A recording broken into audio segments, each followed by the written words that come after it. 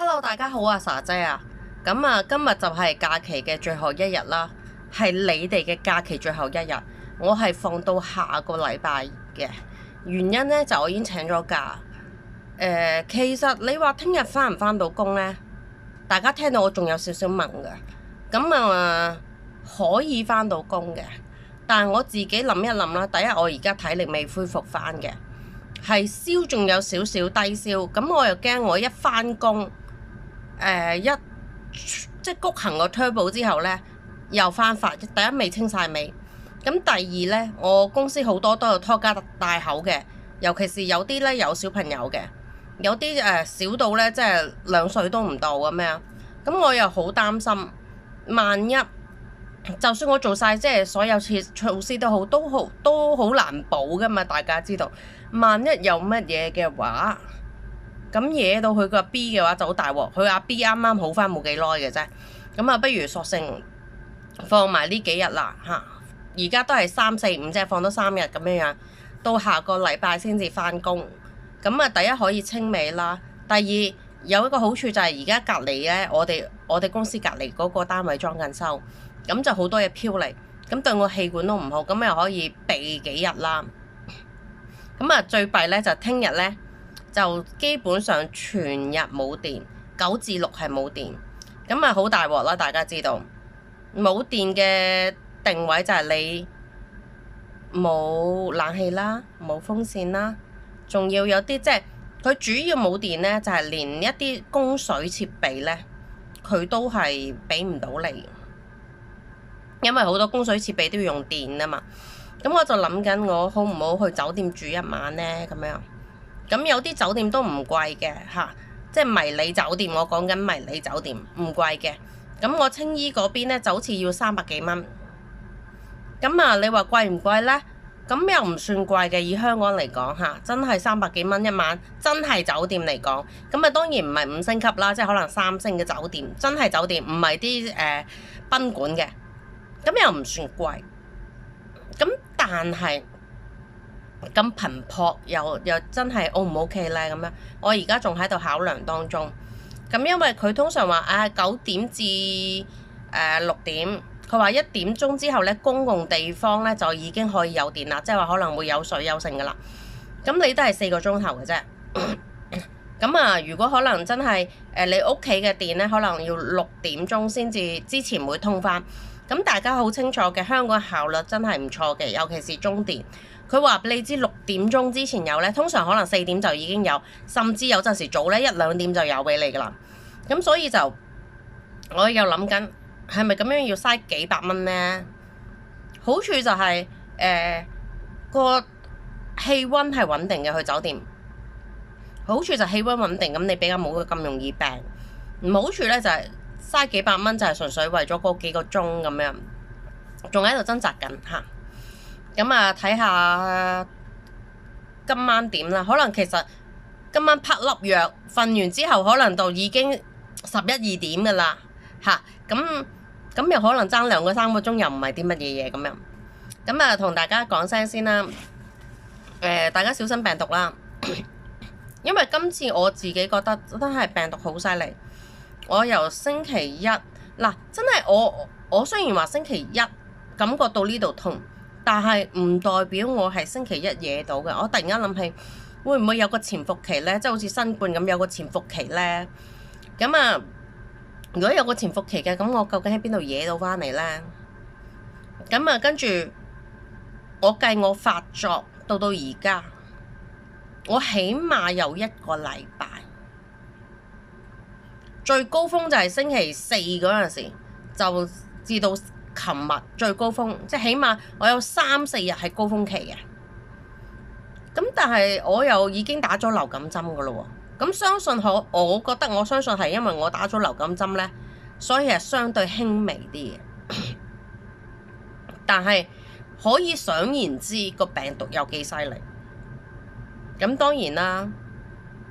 第一呢個世界已經開始差啦，咁第二就有好多人製造病毒出嚟啦嚇，即係人為病毒啦嚇，就唔係因為天氣啊，唔係因為物種變化嘅病毒啦，咁所以大家就小心啲。咁我而家呢，其實我啲西藥啊已經食到冇咁滯啦。咁啊，但係亦都未有體力落去荃灣慢慢 shopping shop 藥咁樣。咁所以我頭先食晏呢，我都打包咗一個炒飯返嚟，咁就可以真係我今晚食，我唔使再出去，同埋聽日食咁樣。咁而家食緊中藥止咳嗰啲呢，即係去補氣管呢，因為之前咳得好犀利啊，就算冇發燒都咳得好犀利。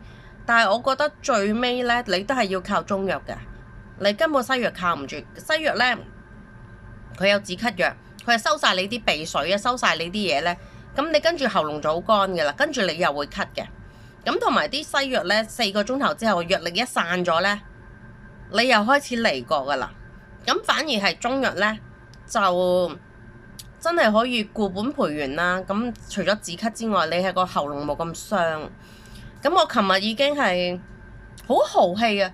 你知唔知一支止咳茶呢？因為我去開嗰間涼茶鋪呢，係比較正宗啲嘅，同埋啲藥力係真係好嘅。咁啊唔平啊，一碗30幾蚊，一支78蚊。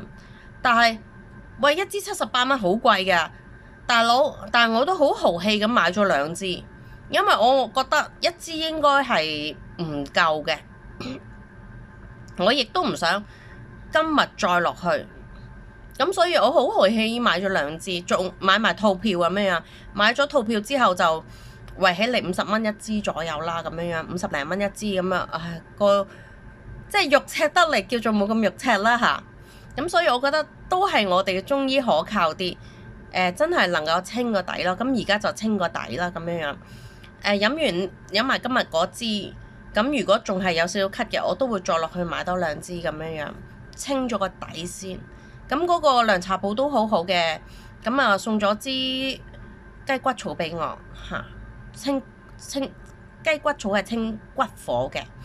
咁就當你病咗之後，你好多時會有啲骨火啊、虛火啊啲咁咧，佢再幫你清一清。咁佢個阿姨都幾好嘅咁樣。咁啊同大家分享下啦，底嘅嘢啦，大家知道莎姐比較以前啊，好老實講。亦都唔喺度扮高貴啦。以前啊，即係後生嗰陣時咧，窮咧，因為後生嘛，想搵 market 啊嘛。咁就算唔係有錢咧，都唔會扮窮嘅嚇。咁啊唔會扮有錢，唔會扮窮嚇。最多自己暗馬底食杯麵食麵包一件事，但係唔會喺人面前扮可憐嘅，亦都唔會話特登去好八卦咁話邊度平啊邊度平啊，唔會嘅，因為要形象嘛。大家知道啦，莎姐當年係望嫁一個有學歷嘅人，即係叫有文化嘅人，所以係唔會做出啲自己認為好 cheap 嘅嘢嘅嚇。咁而家老咗就唔緊要啦嚇。咁啊講翻啦，京東咧就買咗佳寶，我相信好多人都會知嘅。而家咧佳寶叫京東佳寶，咁喺今個月1號到12號，仲有幾日啦嚇。咁佢咧就全場88折，唔係全場8折啊，唔係88折係8折添啊，全場8折。咁呢個咧都唔算係咩特別，因為佳寶本身都平過普通超級市場，但係嘢咧嚇，好似話生果啊，即係問心啦嚇，生果啊菜嗰啲咧就真係冇街市咁靚噶啦。但係咧有冇超級市場咁靚咧？咁就要睇啦。但係問題係佳寶嗰啲菜係比超級市場嗰啲平啲嘅嚇。咁啊，大家自己衡量。咁8折，咁大家可以衡量。最重點嘅就係佢上嗰個 Apps 啊。我唔知嗰個 Apps 喺邊度，因為我嗰陣時喺京東速遞嗰陣時寄嘢嗰陣時咧，咁佢就叫你 join 咗一個香港群咁樣，送咗一啲 tissue 俾你咁樣。嗰陣時送咗1箱24包 tissue 㗎，即係面紙啊，唔係真係一細細包嗰啲咧，即係一包咁高嗰啲面紙。咁我就好大方咁樣，我淨係攞咗4嚿咧，跟住20嚿啊俾咗個區議員，跟住原來呢4嚿咧已經俾我呢幾日病咧洗晒啊！而家即刻嗱嗱聲自己要入貨，即係大方得嚟，真係有少少，唉冇辦法。咁嗰個咧就係個京東佳寶 Apps 嚟嘅，咁買滿99蚊呢，就4個鐘頭內送貨。咁大家又真係唔好話真係4個鐘頭你送唔到就 BB 爸爸咁，即係總之佢係當日送貨嘅嚇。咁買滿99蚊呢，就係嗰個係人仔99蚊，大家要睇清楚所有嘅。我見呢，佢所有計法呢，佢都係用人仔計算嘅，咁大家自己要乘翻做港紙啦。咁但係你話抵唔抵呢？咁我自己覺得，如果我唔煮飯啫，即係有啲人煮飯噶嘛。如果佢啲米係同兩大超級市場差唔多嘅，咁你買包米8公斤嘅，咁你就差唔多99蚊噶咯喎。咁問題係佢托上嚟俾你啊嘛，又唔使你等嘛，你當日就可以攞到啦嘛。咁我又覺得幾抵玩咯。咁呢個當然係一個市場策略啦，就係攻佔市場嘅策略啦。咁但係問題係，京東都算係幾好嘅一個品牌嚟嘅嚇。咁另外我覺得有一樣嘢就係話，有呢啲咁嘅品牌進駐，佢一定係蝕俾你噶啦。你諗下香港咁貴人工，佢一定蝕俾你。佢基本上用大陸嗰邊賺嗰啲咧嚟冚香港呢個市場，純粹係為咗進軍香港市場。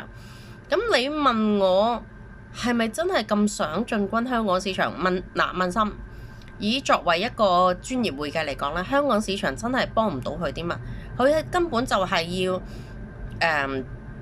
由內地嗰邊賺嗰邊嚟冚香港嘅，因為香港人工貴，各方面貴，佢不可能喺內地揾人嚟喺香港做嘢做黑工唔得噶嘛。咁佢點解仲要香港嘅市場呢？有啲就係覺得民族心啦，幫國家打香港嘅市場啦，等呢啲咁嘅巨頭唔好獨攬香港嚇。京東都算係一個幾良心企業嚟嘅。當真係大家快遞嗰陣時咧，即係有央視嗰啲都有報導嘅，大家快遞員咧係冇五險一金嗰陣時咧，係冇嗰陣時咧，佢做快遞佢係開設快遞，佢係有五險一金嘅嚇。咁算係一個良心企業。咁所以唔排除佢係為咗國家嚟打呢個香港市場嘅，因為大家知道香港市場真係冇乜嘢，我就算俾你打贏咁又點呢？你都係最多三大巨頭平分秋色嘅啫。你香港咁少人，難聽啲講句，你香港直頭唔夠一個內地城市咁大，能夠俾到幾多錢去賺？更何況仲要係要同人對分，仲要分幾份。所以我覺得呢個係政治目的啦，或者係一個幫國家打香港，即係打入香港市場嘅目的，或者專係打壓嗰啲獨裁嘅資本家嘅目的，多過真係營商目的嘅嚇。咁大家鍾意就幫襯啦。咁我覺得平嘅，即係我覺得呢個唔好話咩幫唔幫國家，呢個在一個消費者嚟講，平嘅有着數，我點解唔去？係咪先？佢貴嘅我梗係唔睬佢啦，係咪先？難聽啲講，就算佢貴少少，佢送到上嚟我屋企喎，我唔使托喎，我都覺得值㗎。如果你話俾我知就係貴1-2蚊，佢送埋上嚟喎，如果我喺惠康我要去送貨，我要買夠500蚊，仲要唔係好多貨揀嚇，唔買500蚊，你諗下一個人我要使幾耐啊？咁但係佢99蚊就送貨啦喎。如果你真係煮食嘅，買油3支裝都100零幾啦，咁你就可以叫佢送貨。我覺得係呢個貼心係最好係俾老人家嘅嚇。老人家只要買滿99蚊，佢係送貨，咁老人家唔需要滴住啲重嘅。你話輕嘅你自己滴冇問題，但係重嘅真係好難噶嘛。尤其是我個超級市場，由我屋企行落去成10零分鐘。問題係我有個斜坡仔嘅，你諗下，我掗翻我落去又冇所謂啊。如果我滴住袋米，滴住袋油，我由下面掗翻上嚟嘅話，都幾係嘢。咁所以我覺得呢個同大家分享啦，大家中意就上個 Apps 啦。不過嗰個 Apps 唔係好多嘢買嘅啫嚇，甚至比超級市場少嘢嘅。不過我諗會慢慢優化啦，因為佢而家新出啫嘛，可能慢慢優化會更加多貨品。咁就大家睇一睇啦。咁另外就會同大家分享一樣嘢咧，就係我啱啱睇咗一個TVB 嘅，就係講今年嘅大學畢業比往年更加揾工難。咁啊講得啊好慘啊，因為有 AI 啊，有好多嘢已經係減輕咗人手啊。咁所以好多企業咧都開始大學生已經揾工會比以前更難。咁我又見到有啲大學生話：我想揾份好工啫，點解都咁難啊？我又唔想話求求其其揾份工咁樣渾渾噩噩做一世咁樣，我就呆咗。我只係話而家啲小朋友有少少叫做咩啊？熊孩子，有少少唔知自己做緊啲乜嘢。你大學畢業，你講緊22、23歲啊，起碼最少22、24歲啦。一個20幾歲人，你仲好似個小朋友咁。即係有啲家長覺得，佢而家大學畢業出嚟係成年啦。喂，唔係喎，佢18歲就成年啦喎。我哋嗰陣時17歲中五畢業，有邊個話啊？你17歲未成年啊？唔使顧家，唔會噶嘛。而家你20幾歲，難聽啲講句，你20幾歲仔都生得啦。你而家先至覺得開始長大，即係你而家，我覺得而家啲23、24歲啲小朋友呢，嘅人係長大咗，12、13歲個身體係長大咗，但係個心態依然係20幾歲，依然係維持喺13、14歲、14、15歲嗰陣時。覺得自己係需要被人照顧，我覺得你要面對現實。佢仲要自己，即係嗰個女仔自己都講，我啲成績呢係中游分子。喂，如果你講得出呢句，我係想揾份好工啫，我唔想渾渾噩噩嘅。如果你係尖子嘅，呢句我覺得 OK。問題你自己都意識到你自己係中游分子嘅時候，你憑乜嘢覺得你想要份好工？我唔係話睇小佢，問題係尖子分子都想要份好工啊嘛。你諗下，你係中游咋，上面仲有咁多尖子，最頂尖有一紮尖子，中間有一紮上好嘅，然後先到你中游。咁你作為一個企業，你做咩唔揀尖子，唔揀上游，要揀你一個中游分子？我係老細，我係一間好公司，我有福利，我有人工俾得起，我福利俾得起，我醫療俾得起嘅時候，我都揀個尖子啦，係嘛？呢個係好得意嘅，我唔明白佢憑乜嘢講一個，我唔想混混我想呢份好工。你當你自己知道你自己係中游分子嘅時候，你就知道你同一個好工係好難 match 到。你要個好工，可能你需要一啲嘅替換，可能呢份好工人好，但係人工唔高；可能呢份好工人工高，但係做得辛苦。你唔可以諗住我有份好工啊，又想人工高，又想做靚，又想即係環境靚，又想啲人好，又想啲人斯文咁，冇可能噶啦。你係中游分子你就冇可能。就算好似莎姐咁，算係頂尖嘅咩嗰批，做得叻嗰批，我都只係能夠要求到人工高。大公司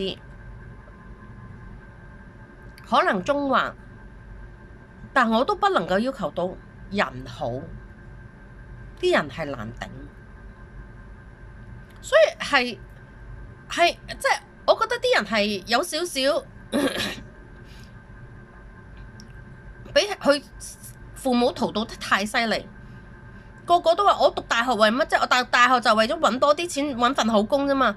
問題係而家讀大學係一個基本嘛，係調翻轉，佢爹哋媽咪嗰套係唔啱使噶啦。佢爹哋媽咪嗰套，即係我嗰輩嗰套，嗰陣時讀到大學真係天之驕子。我哋直頭覺得佢唔知喺邊度外星翻嚟嘅，唔係地球人嚟嘅。因為嗰陣時嘅大學，唔好話大學，你嗰陣時除咗會考，中六要考，中七要考，你先至可以入大學。3年3次大考，全港考，考過晒呢3次全港考，你先至可以入到大學。你就算考過呢3次全港考，都唔代表你一定入到大學。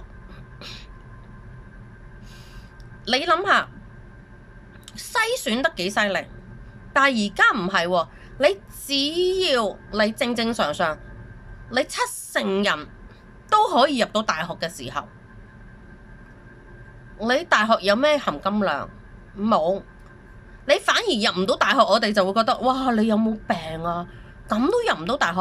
你要知道，當你70%人都入到大學嘅時候，你唔好話入到一啲叫做金融科又好，或者一啲熱門科又好，總之你正常嘅70%你入到大學嘅話，即係話你只要係一個正常人，你都入到大學。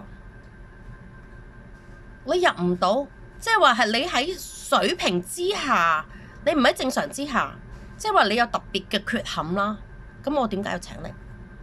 而家大學嘅含金量唔係呢度啊，大學嘅含金量只係證明你係正常人，你個腦冇問題，你個人都仲肯讀下書咁樣。因為而家你考唔到大學，反而我哋覺得你係有本事嘅。你點可以有本事到考唔到大學㗎？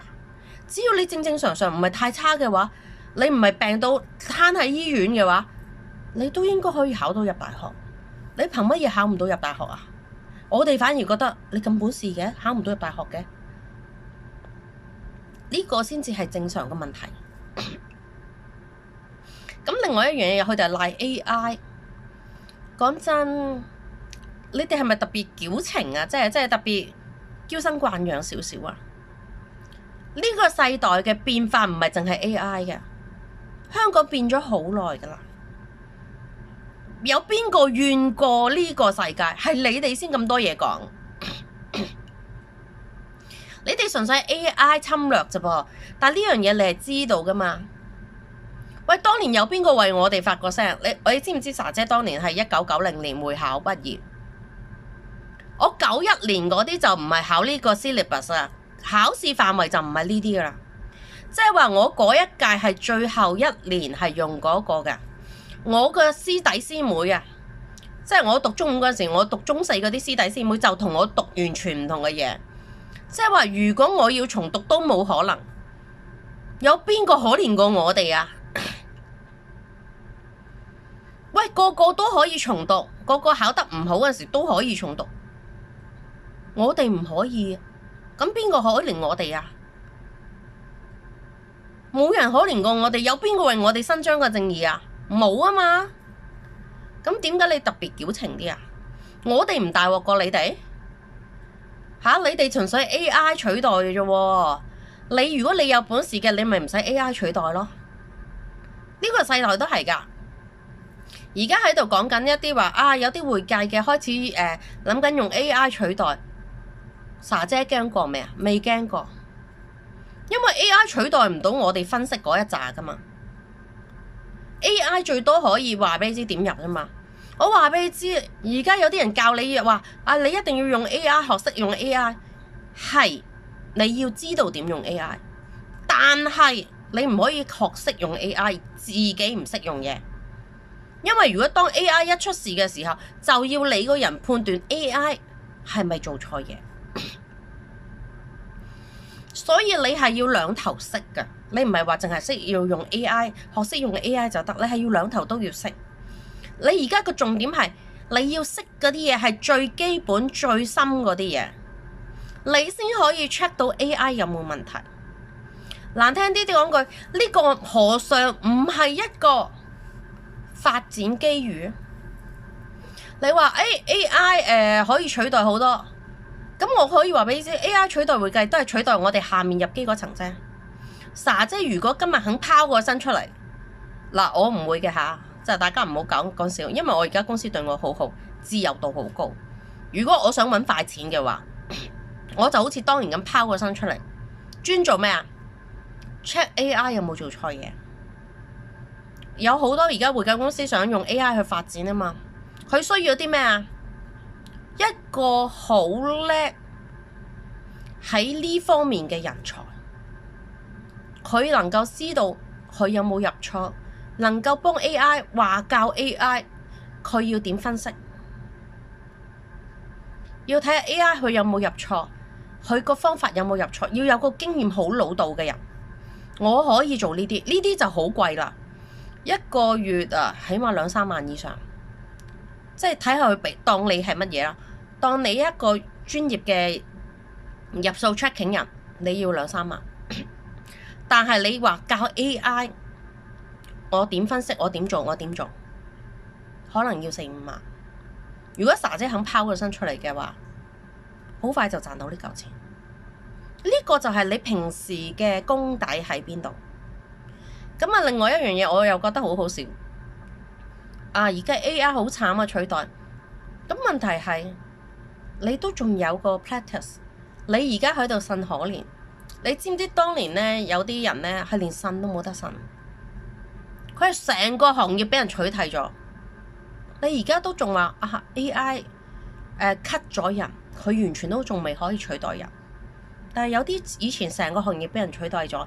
我以前20歲10幾20歲嗰陣時，有個姐姐咁樣，佢就30幾40歲，可能10幾歲呢，10零歲嗰陣時，佢就大家知啊，製衣業嘅蓬勃，咁啊佢係開工開得好好咁樣。到我10幾歲嗰陣時候，都已經係80、90年代，香港製衣業開始差。咁好多廠咧都北上咗啦，咁佢哋喺識車衫嗰扎人咁點啊？兩個選擇，一係上去車，即係話你返上大陸做；一係咧就即係上去做阿頭咁樣教人做嘢；一係咧就留返嚟繼續香港做一啲叫做咁啊出版嗰啲嘢。嗰陣時香港咧就變咗大批出嘅。就喺內地，但係喺香港做過版嗰啲呢，就依然喺香港做俾外地人睇，因為內地嗰陣時車衫仲未咩，只可以做一啲流水帳式嘅車縫，就唔可以做一啲版嗰啲咁樣。咁佢留咗喺香港，咁啊結果再過多幾年，再過多2-3年，佢老細都同佢講，俾佢兩個選擇，一係呢，你又想去做版。教啲人做版，做阿姐，你想去教啲人起版，咁你又繼續有得做。如果唔係呢，就唔好意思啦，我 cut 香港。咁呢啲人佢點啊？佢嗰陣40零歲嘅咋，離退休仲有一段好漫長嘅路啊！佢有得嘈咩？冇得嘈噶，成個行業都俾人喺香港 cut 咗啦，佢連呻都冇得呻啊！咁佢哋呢啲人有講乜嘢咩？有人為佢伸張個正義咩？咁佢哋可以點啊？冇辦法㗎，呢個係時代個淘汰。咁點解而家啲大學生特別矜貴？要你哋幫佢安排，要你哋幫佢揾工，要你哋幫佢乜乜乜，然後佢哋不滿，佢哋特別矜貴。佢哋唔係話揾唔到工，問題佢哋想要好工，要舒服嘅。我讀大學讀咁多年。問題你讀大學咁多年，喺我哋眼中你讀咗啲乜嘢嘢？你係咪真係尖子？你要知道有啲人就係話我哋歧視大學生，因為我哋冇讀過大學。唔係啊，係你哋所學嘅嘢係我哋玩完玩剩嘅，所以點解我哋覺得大學生冇用啊？係因為你書本上面嘅嘢全部都係我哋玩完玩剩，然後有人搞出個結論，然後教你哋嘅。問題係呢個商場如戰場啊！我不可能等你哋發生咗咩事，我返學校再問下老師先。老師嗰沓嘢都係從我哋呢代人嗰度話俾佢知，然後佢覺得邊個啱用，然後先至最尾話俾你知。如果你遇到呢啲情況呢，最好就係呢個方案咁樣。係我哋話俾你哋知㗎。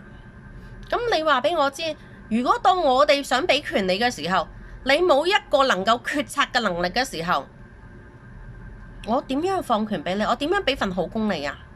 你下下要我話俾你知點做嘅時候，咁我請一個大學生同我請一個中五聽聽話話嘅係冇分別㗎。係咪都要我叫你做？係咪都要我踢一踢你喐一喐？係咪咁啊？佢哋就係睇到 AI 係可以取代，但係佢冇睇到 AI 其實有啲嘢係你要自己去諗點樣去贏佢。佢而家話好多 customer service 即係客務服務部由 AI 取代。問題係我睇好多面對鏡頭嗰啲所謂大學生，佢話做 customer service 啊。問題係你都唔係表現得好好喎，你起碼冇表現出一個流利，冇表現出一個大方。咁你唔怪得點解人哋可能對你見咗咁多次都唔要你。你覺得你表現好好，但可能喺我哋啲，唔好話我可能比較直率啲嘅，但係一啲老油條睇人挑通眼眉嘅人嘅眼中，佢就會覺得你表現得唔夠好。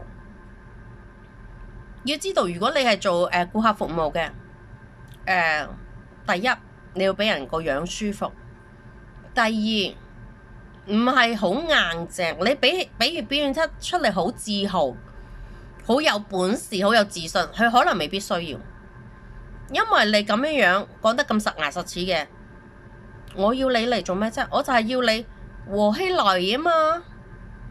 你要搞到啲客，搞掂啲客之餘，仲要令佢覺得舒服啊嘛！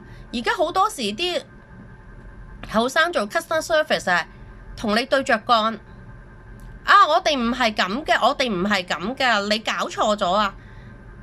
咁我作為一個高層嘅人，跟住個客就投訴，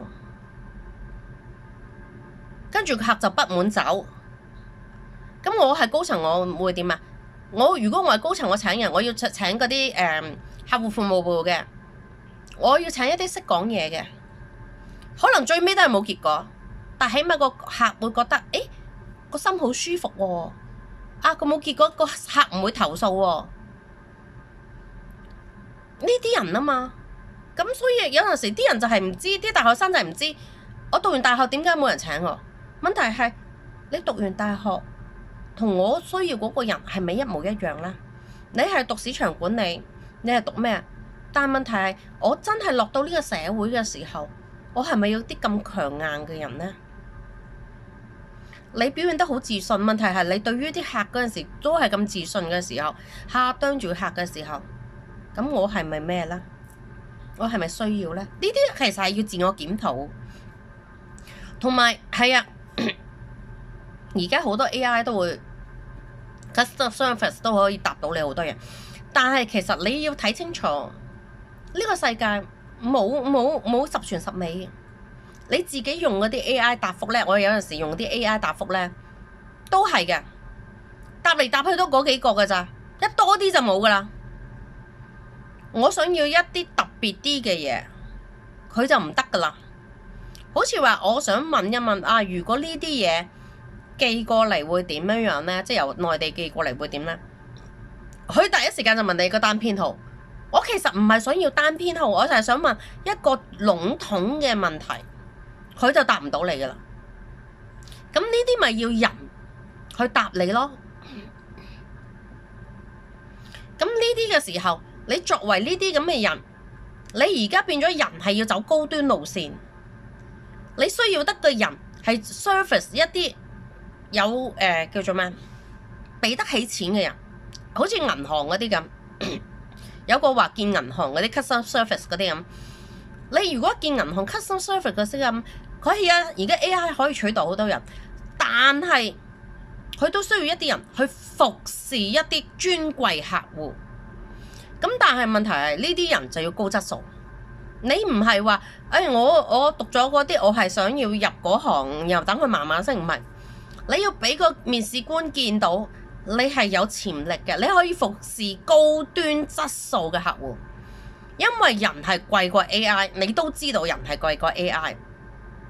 咁我點解要用一個貴價嘢去服侍一啲下下都存1000幾百嘅，一個月喺銀行戶口都唔過2萬嘅人？我梗係要一啲人係服侍一啲10萬以上100萬以上嘅客戶啊！咁當入去嘅時候，梗係服侍一啲10萬以上嘅客戶啦。咁如果我係需要呢啲人嘅時候，我係咪要求高啲啊？因為你將會服侍一啲比較高端或者中端嘅中堅嘅客戶，咁你咪要走一啲高端路線咯。你咪要俾出去一啲誠意，就話俾人知，我唔係好 cheap 㗎咋，我係一啲好有修養嘅，可以令到客舒服嘅人。我可以令到個客唔覺得自己受委屈之餘，我又可以和稀泥嘅人。你咪要咁咯，即係我哋會計都係㗎。如果你真係 AI 殺到嚟嘅，佢都係只係可以不停咁入一啲流水賬嘅單，但係到最尾啱唔啱，入得錯唔錯，或者點樣將啲嘢搬上搬落，全部都要靠我哋。而家就係要走高，人係要走高端路線啊！就即係呢啲就係話劣幣同良幣，所以而家就係話我哋要走嘅係尖端路線、尖子化路線。但係而家好多人覺得自己大學畢業出嚟，我就係尖子，我就係大學畢業，我就係高貴。唔係啊！你讀完出嚟，你只係有基本嘅要求。你要走尖子係要獨立咁樣樣去處理一件事，任何事突發嘅時候，你都可以處理到。你係唔需要你嘅老細擔心，你係唔需要你嘅老細下下 mon 住你。咁呢先係尖子化。咁我希望啦嚇，真係後生一輩我相信我睇唔到你哋嘅啦嚇。我過多10年，我真係翻上去退休，我睇唔到你哋嘅啦。我亦都冇眼睇。希望香港唔好到我70歲嗰陣時，香港係去到70、80年代，回歸翻70、80年代嗰陣時，地又爛，乜嘢又差嗰陣時啦。希望真係越做越好啦。咁今日就講到呢度，下次再傾，拜拜。